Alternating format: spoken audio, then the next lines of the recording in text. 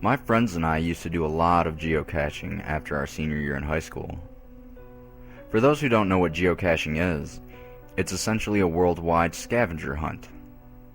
People will select sites and conceal a geocache somewhere unobtrusive, then post GPS coordinates on a geocaching website where other searchers can download the coordinates and locate the cache. Usually, people who have found the object, often a chest or something hollow, will leave a note or a small personal memento for future searchers to find and appreciate. There are several types of geocaches, and most of them are thematic in nature, i.e., science destinations, romantic sites, hard-to-reach areas, etc. Well, this story begins when my friends and I decided to try a series of purportedly haunted locales within about an hour's drive of our hometown. It began innocently enough.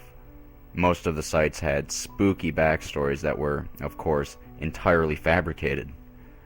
So we had a great time scaring the piss out of each other and generally creeping ourselves out. We'd begun searching after the sun had set to enhance the creep factor, but by around midnight, most of our large group had dwindled off and gone their separate ways. When we reached our last coordinate, there was just myself, Rebecca, Kevin, and Evan left, and we were determined to knock it off our list. Rebecca was our guide for the night, in charge of putting in the coordinates and reading us the backstory behind each site. So, while I drove, she began reading about the last one out loud to us. Now, I'm paraphrasing here, but it was something along the lines of Henkel Asylum, constructed in the early 1900s. The James Henkel Asylum was built to house a burgeoning population of the criminally insane. People who have committed vile crimes, rape, murder, torture, without signs of remorse, were deemed mentally unstable and sent to this facility for further study and rehabilitation. Once committed, very few criminals were ever released back into society, and those that were usually had been given frontal lobotomies or electroshock therapy, both of which rendered the patient nearly brain dead, capable of performing only rudimentary tasks. Well, the backstory was, contemporary visitors to the asylum reported hearing banging noises, cell doors opening and closing, and hearing cackling laughter that is abruptly cut short. It was pretty standard fare to the rest of the sites we'd visited that night, and we naturally had a good time psyching each other out for the next 15 minutes while I drove us to the asylum. We'd all heard about it. It was in our local area after all, and we knew it had been condemned and abandoned since long as any of us can remember. So we figured it'd be a great place to run around and be reckless teenagers without the risk of getting yelled at by the cops.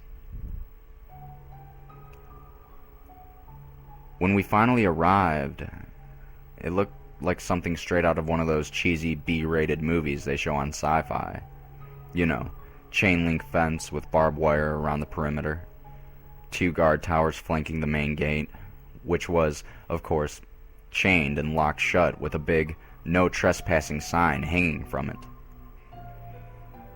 The asylum itself was decrepit, looking like it hadn't been touched for decades, which was surprising since we grew up in a pretty nice area where the municipal lawmakers try to keep everything looking spiffy for the tourists. Needless to say, we promptly ignored the sign on the front gate and hauled ourselves over, cameras and GPS in hand, and walked towards the asylum. Now, given our attitude towards the previous sites, you've probably gathered that I'm somewhat of a skeptic. I believe that there are paranormal things that can't be explained yet, but I'm not exactly summoning demons in front of a bathroom mirror. So when we opened the main door to the asylum that was conveniently unlocked, I dismissed the cold burst of wind as just stale pent-up air rushing out after being trapped inside for so long. My friend's bravado, however, quickly disappeared, and they began shuffling their feet nervously at the entrance, hesitant to cross that invisible threshold. So I took point, chivying them along with prodding taunts, and eventually everyone was inside.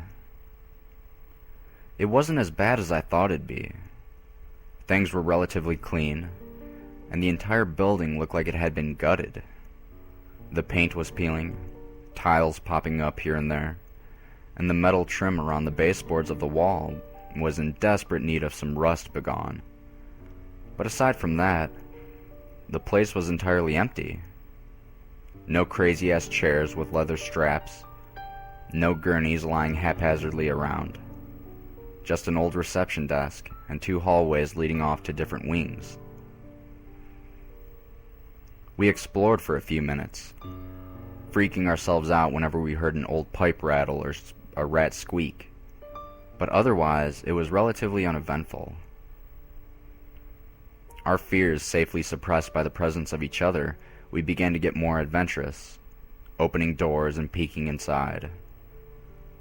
The rooms were all empty, of course.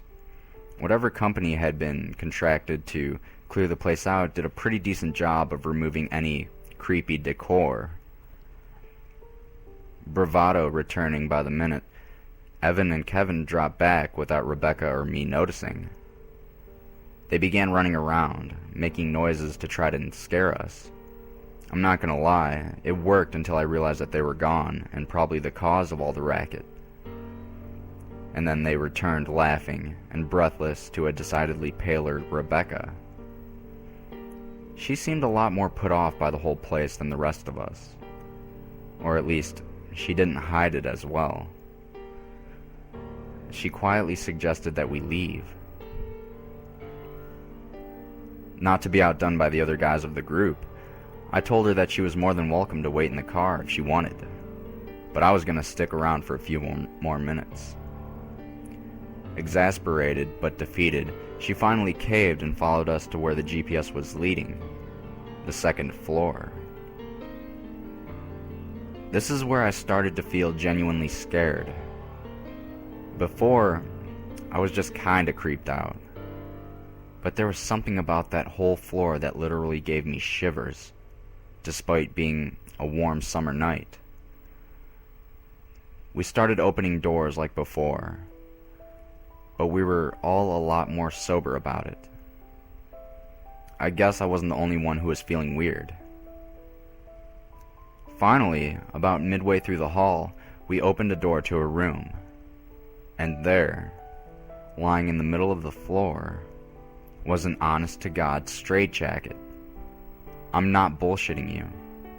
Every other room was devoid of objects, but there it was. A fucking straitjacket in the middle of the floor of some random-ass room in a condemned mental asylum. We all kind of looked at each other with raised eyebrows, as if to say, guys, you seeing what I'm seeing? And of course, trying to be a macho man to show off for Rebecca, I piped up with the most ridiculous idea I could think of at the time. Dude, I'm gonna put it on. Years of horror flicks and creepypasta should have trained me to not put the creepy jacket on. In the creepy hall, in the creepy asylum. But teenage dumbfuckery won over, and once the words were out, I couldn't just wuss out now. Nobody said anything. They just kind of looked at me expectantly, waiting to see if I'd follow through with my boast. Determined to not be called a pussy for the remainder of the night, I walked forward into the room, bent down to pick up the moth-ridden restraining device. As I got closer, though, I noticed it wasn't moth-ridden at all, but it was actually in a pretty decent condition. That is, compared to the rest of the place, which, as I've mentioned, was in shambles.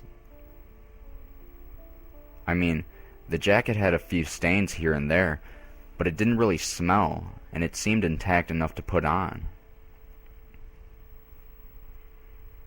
As soon as I picked it up, though, I got this overwhelming sense of dread. You know, that drop in the pit of your stomach right as you go over the lip of a roller coaster. That feeling in the bottom of your gut that says, I'm gonna die, I just know it. Yeah, well, I got that feeling, really strong, and totally ignored it. My desire not to die was outweighed, as it often is in teenagers, by the need to look cool for my friends.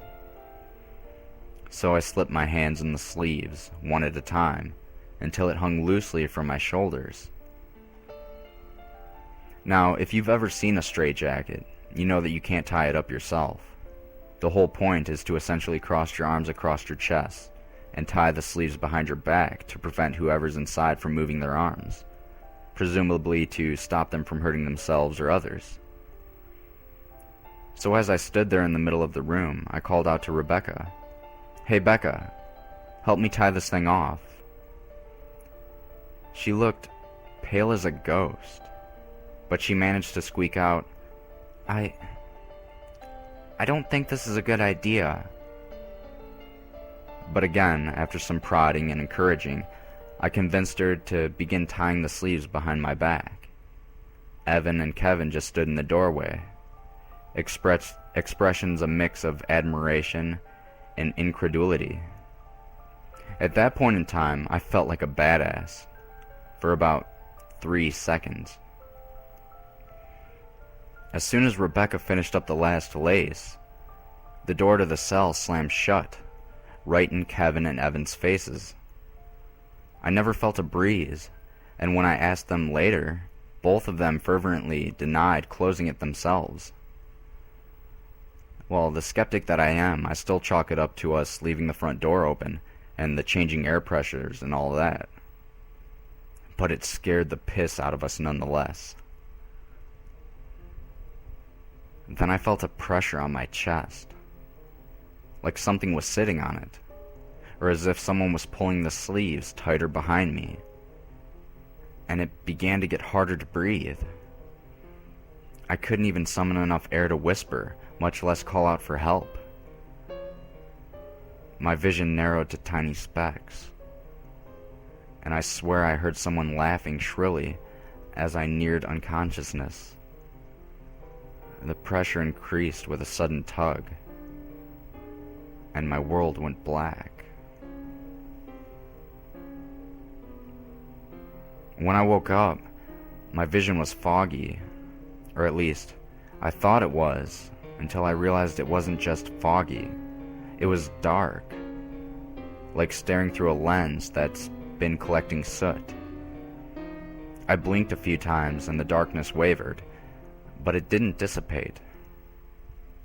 Now, I've passed out before and blacked out before, but whenever I woke up, it was nothing like that.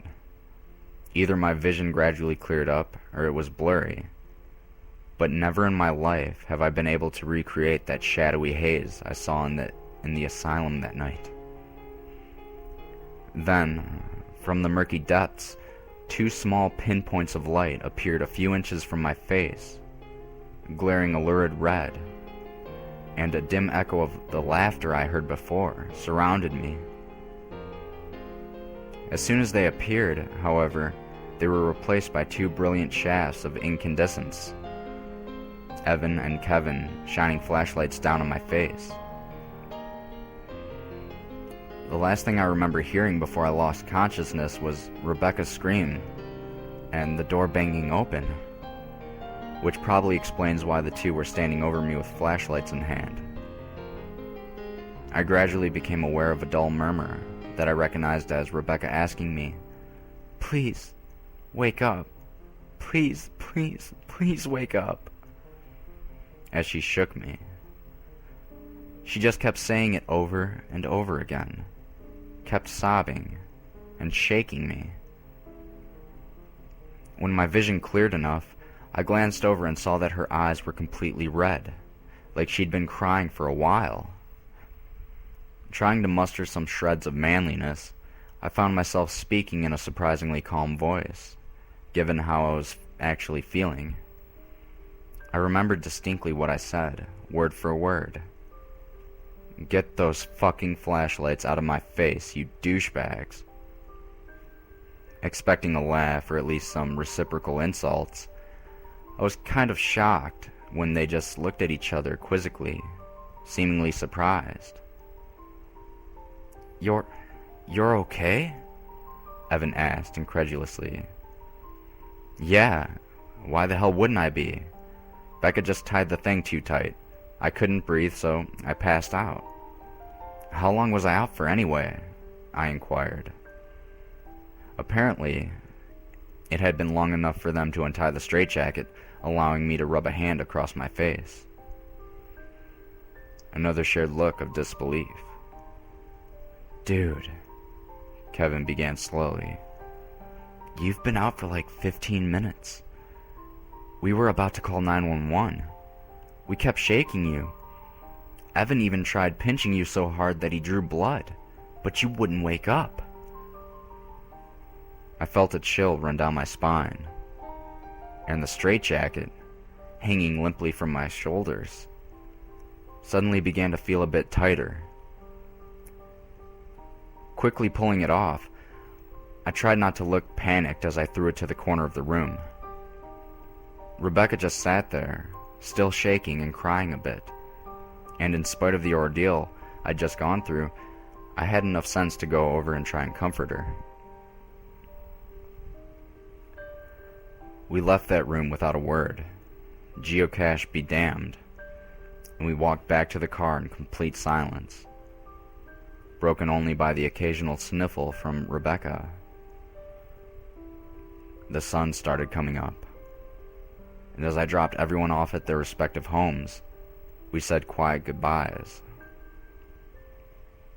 Rebecca was the last stop before I finally made the trip home myself. Being the gentleman that I am, I walked her to her door, and she paused at the entry and looked at me in the eye. In the light of the gray dawn, I could see her eyes were still reddened from all the crying.